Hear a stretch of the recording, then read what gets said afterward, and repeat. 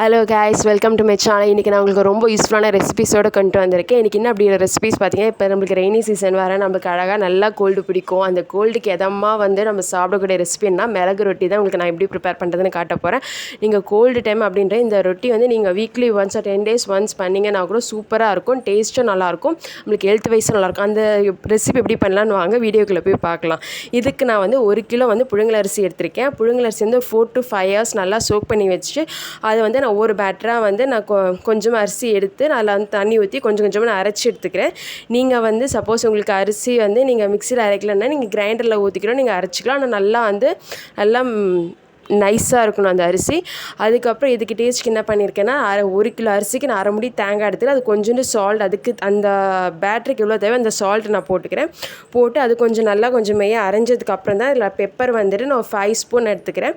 அந்த பெப்பர் எப்படி இருக்குன்னா ஒன்றும் பாதியுமாக அரையணும். அதனால தான் நான் இங்கே இப்போ லாஸ்ட்டாக பெப்பரை அரைச்சி ஒன்றும் பாதியமாக லைட்டாக ஒரு 2 இதில் மிக்ஸி ஆன் பண்ணி ஆஃப் பண்ணி எடுத்துருவோம் நாங்கள் அதை.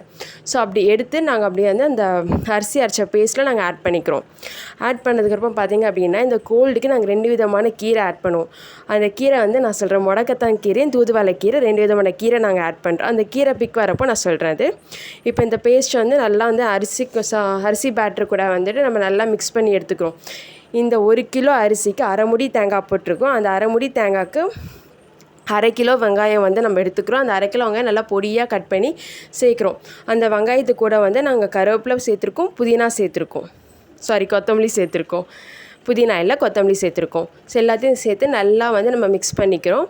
மிக்ஸ் பண்ணதுக்கப்புறம் தான் நம்ம அந்த கீரையை பார்க்கலாம்.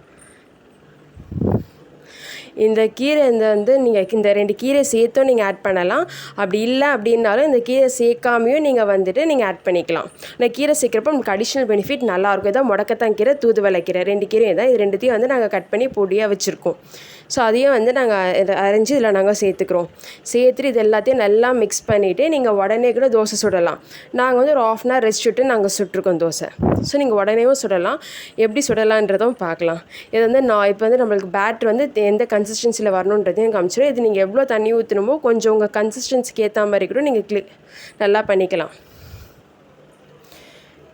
ஆனால் இந்த தோசை மாவு பேட்டர் ஊற்றுற அளவுக்கு இருக்கணும். அந்த திக் கன்சிஸ்டன்சியில் தான் இருக்கணும். இப்போ பாருங்கள், இப்போ நாங்கள் காட்டுற மாதிரி இந்த கன்சிஸ்டன்சியில் தான் இருக்கணும் அந்த தோசை மாவு.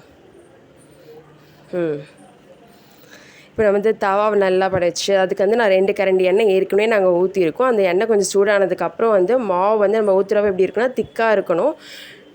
நீங்கள் எவ்வளோ சைஸ்க்கு வேணும் அது கொஞ்சம் பார்டர்லேருந்து நீங்கள் ஊற்ற ஆரம்பிச்சிங்க அப்படின்னா நம்ம இன்னரை கம்பளால் கவர் பண்ண முடியும். ஸோ இந்த மாதிரி தோசை நல்லா ஊற்றிட்டு நம்ம 2 பக்கமும் நல்லா முருகலாக சுட்டு எடுத்துக்கலாம்.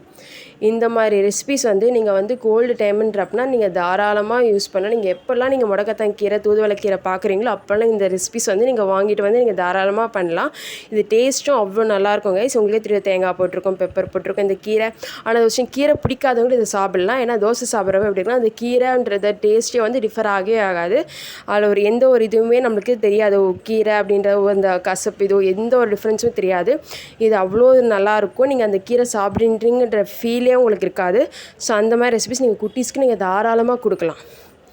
அது நம்மளுக்கு ஹெல்த்தியாகவும் நல்லாயிருக்கும், நம்மளுக்கு குழந்தைங்களுக்கு ஏமாற்றியும் கொடுக்கலாம். ஸோ 2 in 1 இருக்கும்.